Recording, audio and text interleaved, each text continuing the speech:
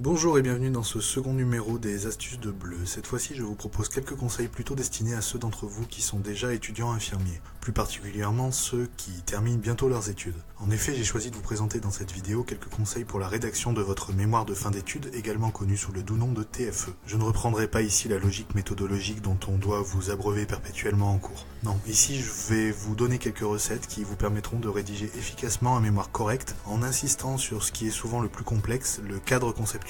Nous allons donc voir tout d'abord comment apprendre à manier les concepts, puis comment réussir à émettre des hypothèses pertinentes. Enfin, comme lors de la première vidéo, je vous suggérerai une ou deux astuces afin de réaliser un écrit qui retient l'attention de votre lecteur. Commençons donc tout de suite par la première partie, apprendre à manier les concepts. Et là, je vais vous choquer. Accrochez-vous.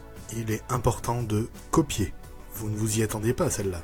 Probablement parce que mon conseil va plus loin qu'un simple copier-coller. Je vous suggère en effet de copier les passages de livres que vous trouvez intéressants et en lien avec votre question de recherche en usant de périphrases. Le but n'est pas de contourner les algorithmes perfectionnés qui détectent si vous avez pompé l'intégralité de votre mémoire sur un autre. Non, l'objectif est bien plus louable que ça. Il s'agit de vous approprier les concepts développés par d'autres afin de pouvoir les comprendre puis les utiliser avec justesse. Et pour être certain qu'on a compris un concept, rien n'est mieux que de le définir avec ses propres mots. C'est ce que vous ferez en réalisant la gymnastique intellectuelle de la périphrase. Je vous donne un exemple, le concept de représentation qui est bien connu dans le monde soignant. La représentation est une vision fonctionnelle permettant à un individu de donner un sens à ses conduites. Elle détermine ses comportements, de comprendre la réalité à travers son propre système de référence, donc de s'y adapter, de s'y définir une place.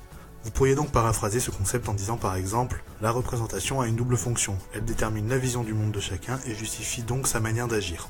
Vous n'avez pas l'impression d'être plus avancé? Pourtant, vous venez de faire un grand pas. Car en mettant en parallèle comprendre la réalité et vision du monde, vous venez de toucher du doigt le fait que le concept de réalité peut être décrit comme une vision parmi d'autres. Il serait donc important de vous référer à des concepts proches pour développer votre propos, comme par exemple le concept de subjectivité. De la même manière, vous avez fait un lien entre comportement, conduite et manière d'agir. On n'est pas uniquement dans la recherche de synonymes. Il faut aller au-delà des mots et comprendre par exemple que la représentation est un concept qui impacte l'attitude, l'apparence, la posture. Un parallèle intéressant peut être fait avec le concept d'identité qui lui se nourrit plutôt de ce qui fait fondamentalement l'individu. Bref, réécrire les choses c'est un travail fastidieux, mais ça permet de débloquer des logiques de réflexion.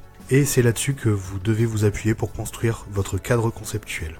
Maintenant, ce cadre doit vous permettre d'émettre des hypothèses que vous pourrez valider ou invalider avec votre entretien ou votre étude finale. Pour construire ces hypothèses, je vous suggère quelque chose d'assez simple, quoique cela puisse rebuter les moins matheux d'entre vous. Pensez votre hypothèse comme si elle était une équation.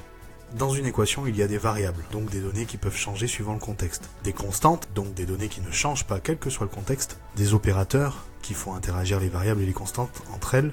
Et un résultat. En rédigeant un mémoire, vous devez réaliser le travail suivant. Comprendre un résultat, votre situation interpellante de départ, à partir d'une variable, le contexte de départ. Vous allez donc devoir établir des hypothèses pour arriver de l'un à l'autre. Il vous faudra ainsi jouer avec les constantes, ça c'est votre cadre conceptuel, et vos opérateurs, ça ce sont les liens logiques que vous ferez entre concept et expérience.